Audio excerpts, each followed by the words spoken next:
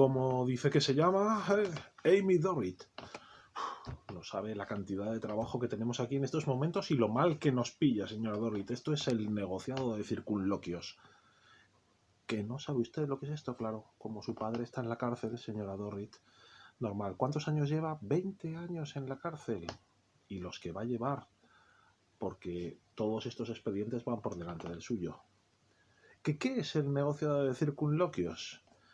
Se lo va a contar Charles Dickens, que en el capítulo 10 de su novela, que usted no conoce todavía, dice así: el negociado de circunloquios, como todo el mundo sabe sin que se lo tengan que decir, era el negociado más importante del gobierno. Ningún asunto público podía resolverse en ningún momento sin el visto bueno del negociado de circunloquios. Metía baza en asuntos mayores y menores. Era igualmente imposible hacer el bien más sencillo o deshacer el más sencillo de los males sin la autorización expresa del negociado de circunloquios.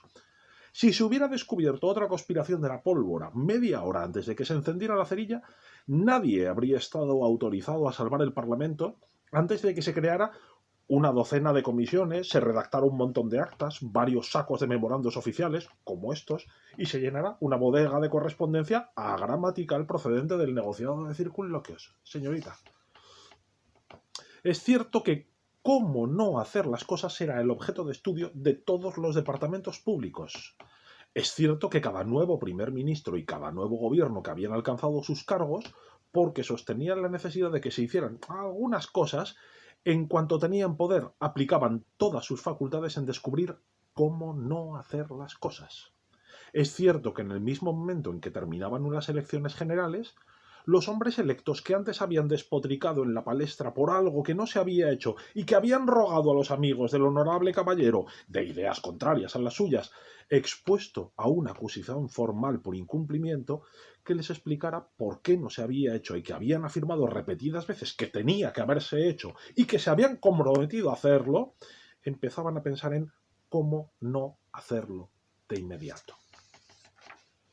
Multitud de personas como usted, señorita Dorrit, se perdían en el negociado de circunloquios, infelices que habían sufrido injusticias o que tenían proyectos para el bienestar general, y más les habría convenido sufrir injusticias desde el principio que verse sometidos a esa amarga receta inglesa que les haría sufrir inexorablemente, y que tras un lento periodo de tiempo y angustias habían sobrevivido a otros departamentos oficiales, personas que se habían sentido maltratadas en este, cercenadas sus esperanzas por aquel, eludidas en el otro, eran remitidas finalmente aquí, al circunloquio, al negociado de circunloquios, y nunca volvían a aparecer sus asuntos a la luz del día.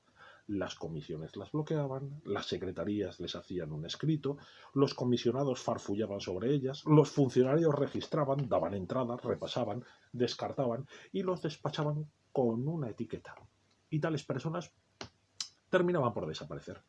En definitiva, todos los asuntos del país pasaban por el negociado de circunloquios, con la única excepción de aquellos que no pasaban, porque entraban y no salían, y su nombre era Legión. Así que despídase, señorita. Es usted minúscula, señora Dorrit, y el negociado de circunloquios es gigantesco. ¿Y qué sucedió al final? Que la pequeña Dorrit, muy chiquitina, diminuta, pasó a la historia de la literatura, y el negociado de circunloquios en el que todos se sentían muy importantes, parando los asuntos de los demás y frenando las soluciones a todos los problemas, desapareció de la historia. La historia está hecha para las pequeñas personas que gotita a gotita tratan de cambiar el mundo. Lo pequeño es mucho más potente y poderoso que lo grande, que lo fuerte. Pero bueno, deje aquí su papel, que otro día se lo revisamos. Buenos días.